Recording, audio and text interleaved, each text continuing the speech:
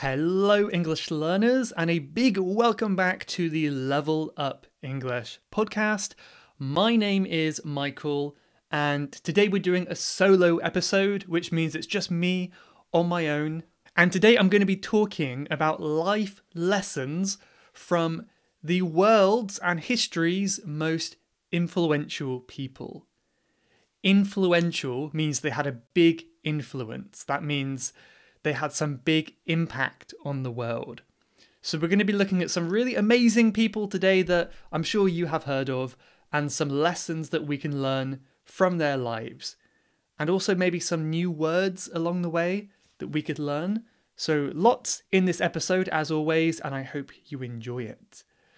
I want to remind you, as I usually like to do, that you can become a member at Level Up English, and that helps support me and the podcast keep going. So it's a really, really big help to keep me going, keep me continuing doing this podcast, doing what I love each week. So first of all, it's a huge, huge support. You will also, though, have access to many other things. There are courses on anything you can think of, really. We've got vocabulary, writing practice courses, grammar, pronunciation courses, reading practice, so many things. We've got an IELTS exam course, which is really helpful if you're doing the IELTS exam. And we've also got group classes where I meet with you once a week to practice your conversation skills. And now, if any of that sounds interesting and you want to get transcripts for these episodes, head over to levelupenglish.school and then click on the members button at the top of the page. There's also a link in your podcast app that can take you right there. I know some of you may get fed up of me saying that every time, but this is the main thing that I'm working on these days. I do think it will help you, and it's just a nice way to support me anyway. So even if you don't sign up, thank you for bearing with these announcements every episode. I also want to say that some of you may not know I have a YouTube channel. The YouTube channel has been growing recently, but still not as many views compared to the podcast. So if you are listening to the audio, but you want to see my ugly mug as well, ugly mug is a way of saying ugly face. Mug is a kind of casual way of saying face. If you want to see me talking in my room, head over to YouTube. It's Level Up English Podcast. I'm trying to grow that channel a bit more. So if you do want to subscribe, that would mean a lot to me too. If you are watching the video version, I do have a very slight eye infection today. So if my eye looks a little red, that is why. Please ignore it. So yeah, maybe the audio is better actually. So usually when I make this podcast, when I do these episodes, I may have like a list of some ideas I want to talk about, but a lot of it these days comes from my head. I don't plan what I say word for word. I used to when I first started, but I find if you don't plan so much, the episodes actually turn out better. So it's kind of an interesting thing. However, today I have prepared quite a bit of text, and it's simply just too much to remember because I have to remember all these things about different people. So I will be looking at my notes a bit more today to help with this episode because I'm not very smart and I cannot remember. But yeah, basically just to recap, we're covering today life lessons from the most influential people who ever lived.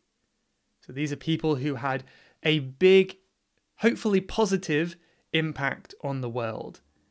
And I'm going to relate these life lessons to language learning as well. So hopefully it will be useful for you as an English learner. So the first person I want to mention is, drumroll, Albert Einstein. How many of you guessed that his name was going to come up?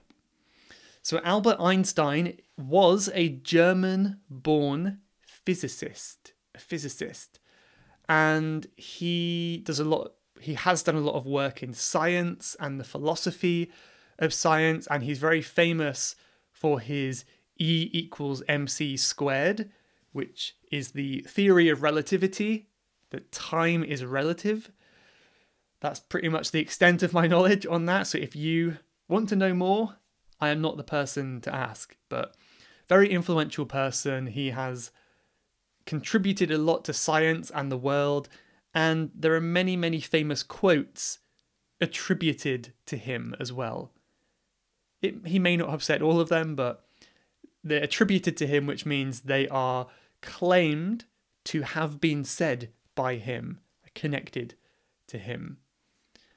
So he has done a lot for the world, I would say. One of the most important lessons that we can learn from Einstein is the power of curiosity. So if you're curious, you're interested in many different things. You have that curiosity. And we often hear phrases such as, we should be curious like a child. Because when you're a child, you're curious about everything. You're always asking, why? Why? How does this work? What's that? But then when you become an adult, you start to just ignore things more. You don't look around, you just look down at the ground and go to work, come home, and we lose our curiosity. So perhaps one factor to Einstein's success, besides his high intelligence, of course, was his curiosity. And I think, maybe intelligence is going to be hard to improve. If you're not so smart like me, it's going to be difficult to get smarter, perhaps. Well, make much difference anyway. But I think curiosity is something that we can change very quickly. It's almost like a decision to be more curious about the world. So let's learn a bit more about Einstein. Einstein's insatiable curiosity and thirst for knowledge drove him to ask questions and explore the world around him. So because of that, he never stopped learning. Even when he got older, he still kept learning because of that insatiable curiosity. This is a hard word which I highlighted. Satiable is related to the word satiety. It's not society, which I always want to say. It's satiety, which is quite a hard word, but this is when you are satisfied. It's kind of connected to that word satisfied. Satiated means you're satisfied, but it's a much more advanced word, right? So insatiable, in means not, satia means satisfy, able means cannot, or can in this case. So insatiable means you have a really strong desire that cannot be satisfied. So that means he was so curious, and no matter how many things he researched, he still had that curiosity. So you might have an insatiable curiosity, you might have an insatiable appetite. That's a common one. If you're always hungry and you never get full, you have an insatiable appetite. How many of you can relate to that one? But yeah, that's a good word to know. Quite advanced. So I think as English learners, as language learners, there's a lot we can learn from Einstein, such as the importance of curiosity, right? As a language learner, it's really important to be curious. And I find the more curious I am in a language, the faster I learn. So for example, when I am walking down the street and I see a word in a language I'm learning, just on the sign, on a poster, I always try to research, what does that mean? I look it up in my dictionary, like, oh, okay. And I'm learning this new word. And it's a great way to remember because you have a physical memory and a place that you can associate with that word. So it's always sticks in my mind when I learn things from the street. I think that's a nice way to do it. In fact, I made a video last year, I believe, where I walked around London and I was teaching you English through street signs. So maybe I will link that one in the show notes on your app. You can click on that below and learn from that video if you want to. But yeah, I think that's a nice way. Be curious and always want to learn more. It's a mindset you have to practice. You have to kind of turn on that switch in your head to find something interesting in everything. You know, I heard a quote, perhaps it was from Sam Harris or someone like that, which is basically, it's impossible to be bored if you're paying enough attention. You know, you might be sitting in a field, like really bored, but then you pay close attention and wow, look at all the insects and the way that the grass is moving in the wind. And there's so many things to be curious about. It's very hard to be bored if you pay close attention. I think that's a nice quote as well. Another thing that Einstein liked to emphasize was the importance of perseverance. This is a noun. The verb is to persevere. That basically means to work really hard, to keep working hard on something. So Einstein worked really hard. He persevered in his work. And of course, language learning is a hard thing. I think one of the reasons why it's so hard is just the length of time it takes. You have ups and downs, and it's not something you can do in a year, right? It takes a long time to master a language.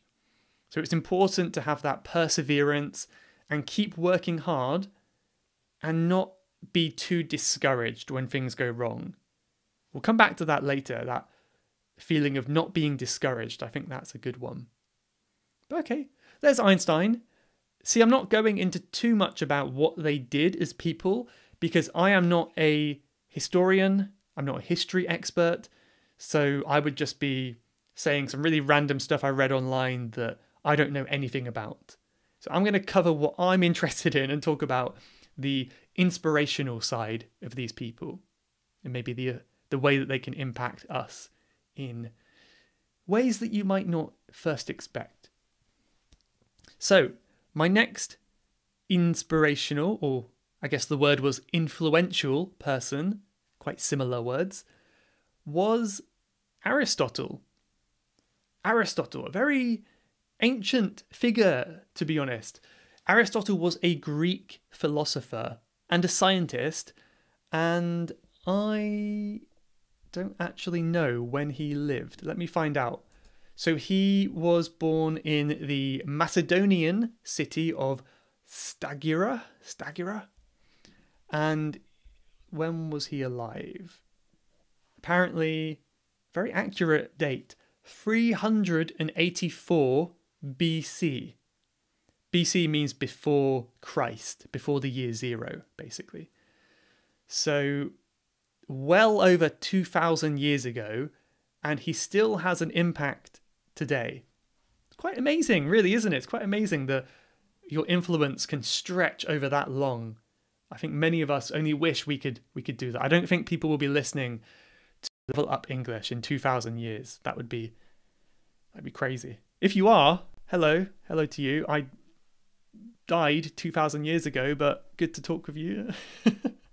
I got morbid there. Anyway, I've got a few things here that Aristotle spoke about. First of all, he spoke about biology, logic, poetry, music, many different subjects like this that can be found in his writings. And I'm also not an expert on Greek influential people, but let's have a look at my list anyway. So one thing that Aristotle believed was embracing moderation. This can be seen in his writing. So he emphasized the importance of finding a balance between extremes by embracing moderation. This was what was called a virtue of moderation. So if you have moderation, it's like you don't do too much of anything. You know, we have this saying in English, which is everything in moderation. Yeah, you can do a little bit of this, but not too much. A little bit of that, but not too much. And I think that's kind of a healthy way to live. It reminds me of the Buddhist concept of the middle way. I think it's Buddhist, right? The middle way, right? So not... Yeah, it's what I just said, basically. I can't think of other words to describe it. Maybe you know more than me anyway. So, in other words, embracing moderation means avoiding excess. Excess, which is EXCESS. Excess. That means not doing things too much. Don't drink alcohol in excess. That means don't drink too much alcohol. But I'm sure, Aristotle enjoyed a glass of wine every now and then, I imagine, right? But also, yeah, focus on controlling your behavior, your emotions, your desires as well. So embrace moderation. I think that's a really good life lesson that we can learn from Aristotle. And I suppose, as always, this could be related to language learning as well, because you don't want to do too much of one thing. You may love studying English. If that's the case, that's amazing. But you may also want to have that balance of, other stuff in your life as well. Make time to rest, for example. Don't do too much rest because that's not moderation. Don't stay in bed all day. But have that balance of rest, study, fun, all that kind of stuff. I think that's something we can learn from him. Another thing that Aristotle believed was continuously improving yourself. That self-improvement is a lifelong pursuit. Pursuit is a bit like the word chase. If you're pursuing something, you're chasing something. So a pursuit is a noun, and it's like a chase, to get somewhere or to get something. So self-improvement is a lifelong pursuit. You never reach the end of your self-improvement journey, just like you never reach the end of your language learning journey. This is why I talk so much about self-improvement in this podcast, because I believe it's really connected with language learning. Learning a language is a form of self-improvement. It's not only going to help with perhaps your career, your friendships, your travel experiences, whatever you do in your life. It's also going to help with your brain's health. It's going to keep your brain healthy. It's going to give you a new perspective on things. If you learn English, you open up your whole world to content and conversations that are not available in your language. And same for me when I learn your language, for example. So, yeah, that's very important to keep learning and have that mindset of continuous self-improvement. I think that's good. I am getting very carried away. How many people have I got left? I've got 2 people left. I think that's good. We'll do 2 more people here. I didn't plan too much because I knew that I would ramble and talk for a long time. Next person. Can you guess who it is? Maybe some of you are shouting who you think it might be. William Shakespeare. Yes, William Shakespeare is, or was, an English poet, a playwright, and an actor. And let me double check when he lived as well. It doesn't really matter, but I'm kind of curious. I should know the dates perhaps.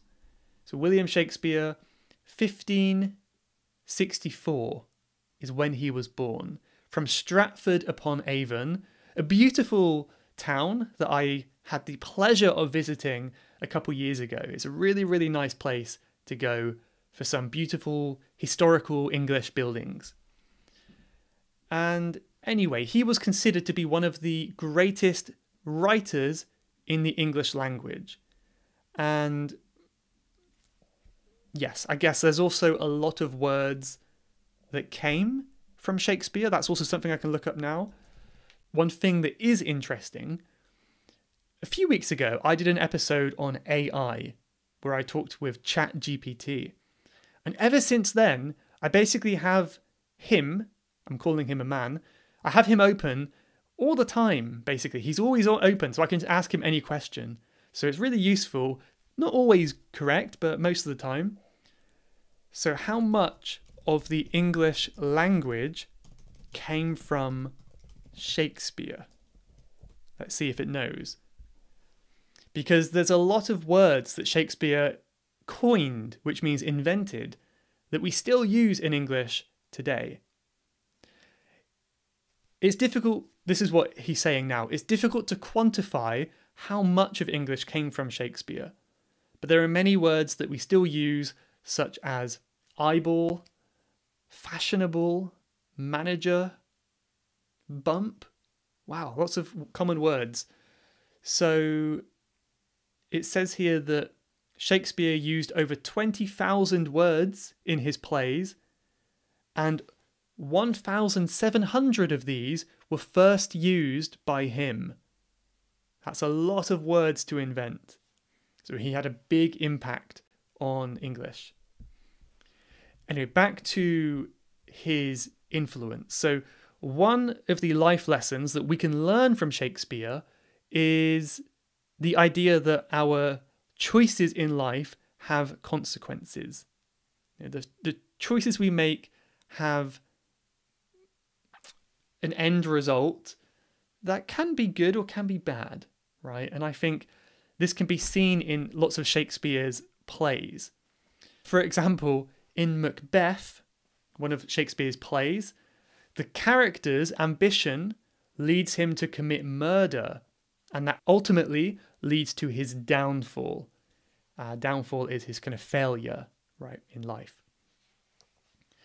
So that's a consequence of his actions. Romeo and Juliet as well, they decided to pursue, remember that word pursue, to chase forbidden love, and that results in tragedy, right? So your actions have consequences is a nice lesson to learn from his plays.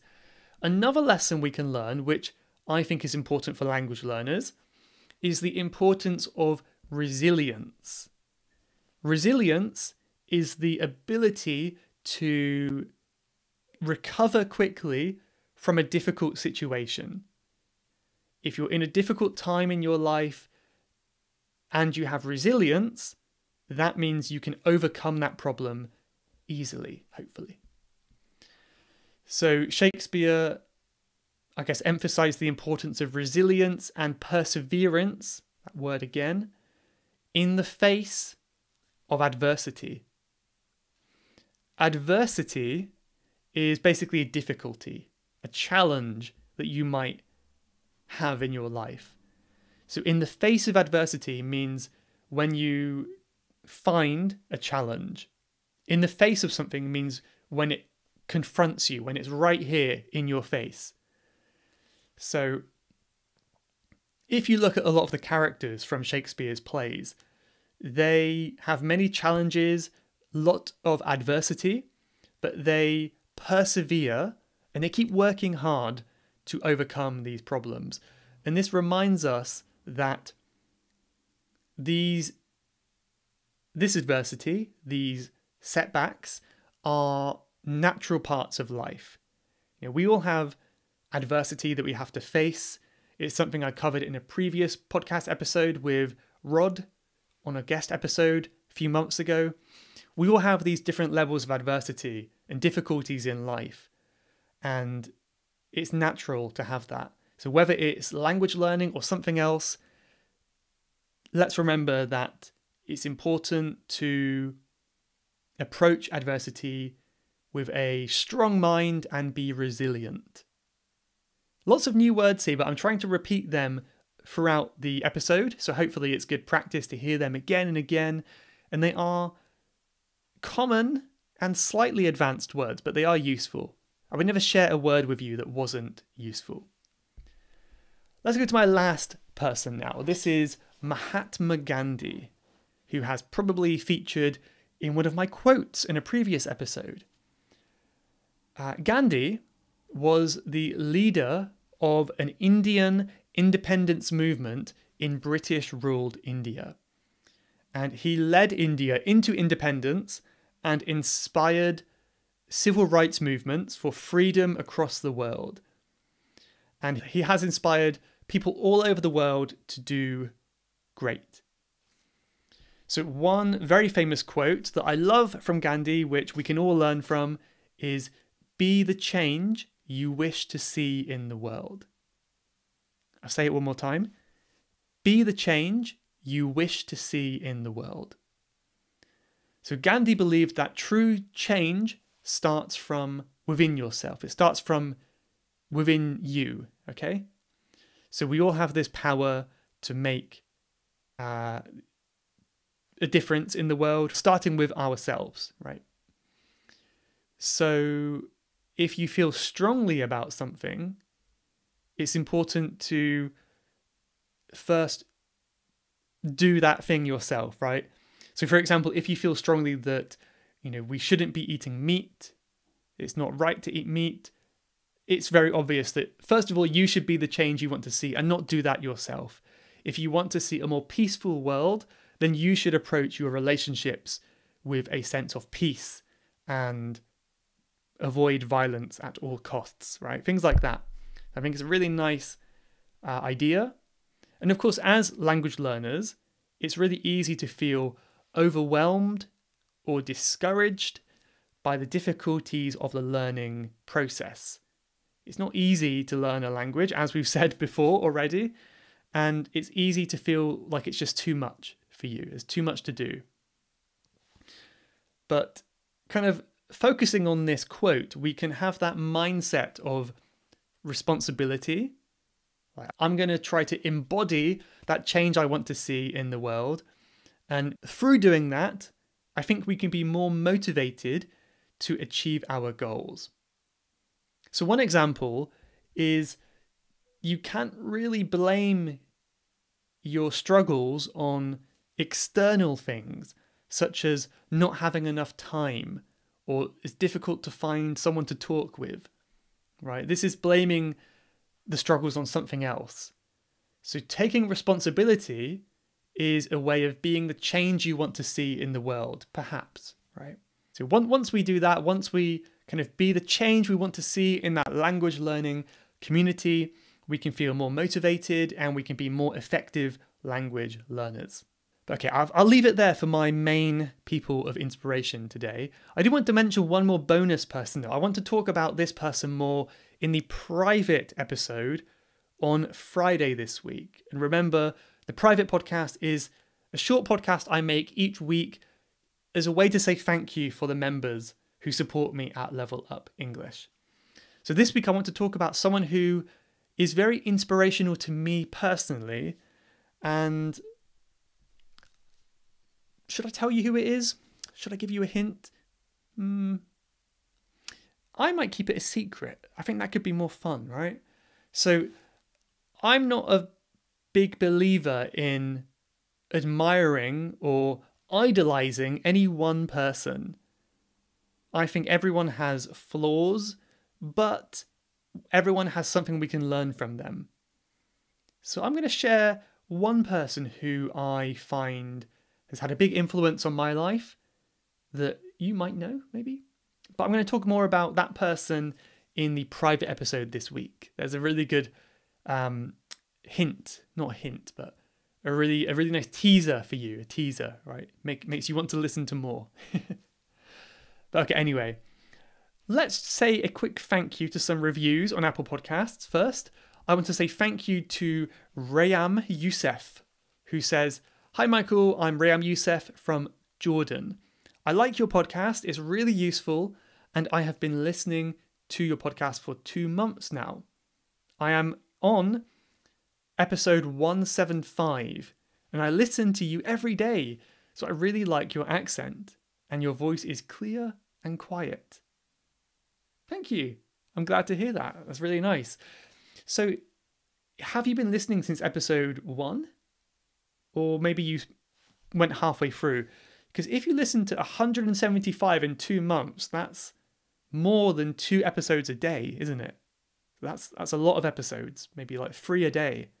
But whatever you're doing, appreciate it. Thank you. One more here from, I feel like we've had this person before maybe, but this is a new review anyway. So thank you from Humankind, who said, "You're doing great. Your podcast is very helpful for me. I can follow you very well in it. You explain everything very clearly and friendly. Thanks for your efforts. Thank you. One more from Nadishlakmal. It's just one long word. I don't know if that's two names or one. Nadishlakmal, who says, excellent for those who want to learn English. This channel is really interesting. I learned a lot. Thank you. And that is from Qatar. So thank you very much for all the reviews. That really means the world to me. Let's end now with a quote. And this is a quote from the person I'm going to talk about on Friday. That's a good hint. The only way to make sense out of change is to plunge into it, move with it, and join the dance. So I think this is nice because it kind of shows us that change is a natural part of life. And the best way to approach change is to embrace it and accept it and not resist it, right? So I think for language learners, this can mean embracing the difficulties you face. If you have a bad day or a good day, just accept it and enjoy that change. Enjoy that process of ups and downs each day. So I hope that makes sense for you. Thank you so much for listening. I hope you enjoyed this episode as much as I did, and I will see you next week for another, hopefully fun episode. Thank you everyone, have a great week. You have been listening to the Level Up English podcast. If you would like to leave a question to be answered on a future episode, then please go to levelupenglish.school/podcast. That's levelupenglish.school/podcast. And I'll answer your question on a future episode. Thanks for listening.